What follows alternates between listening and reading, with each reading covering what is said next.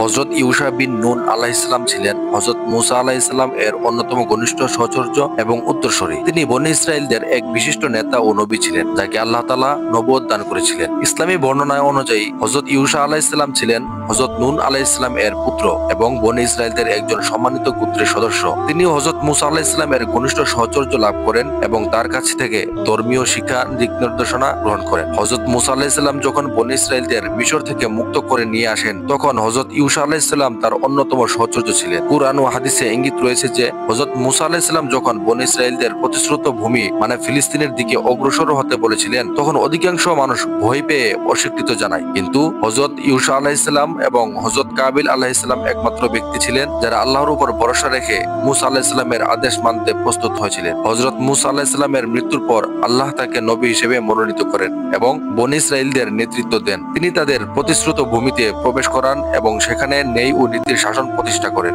এক যুদ্ধে সূর্য অস্ত যাওয়ার আগে বিজয়ের জন্য তিনি আল্লাহর কাছে প্রার্থনা করেন, ফলে সূর্য কিছু সময়ের জন্য থমকে যায়। এই ঘটনা তার অন্যতম মুজিজা। হযরত ইউশা আলাইহিসসালাম দীর্ঘকাল বনী ইসরাইলদের নেতৃত্ব দিয়ে ন্যায়বিচার ও সত্যের পথে পরিচালিত করেন। পরবর্তীতে তিনি ইন্তেকাল করেন এবং ফিলিস্তিন অঞ্চলে সমাহিত হন বলে ধারণা করা হয়। বন্ধুরা, এরকম সুন্দর সুন্দর ভিডিও পেতে আমার চ্যানেলটি সাবস্ক্রাইব করে পাশে থাকুন। ধন্যবাদ।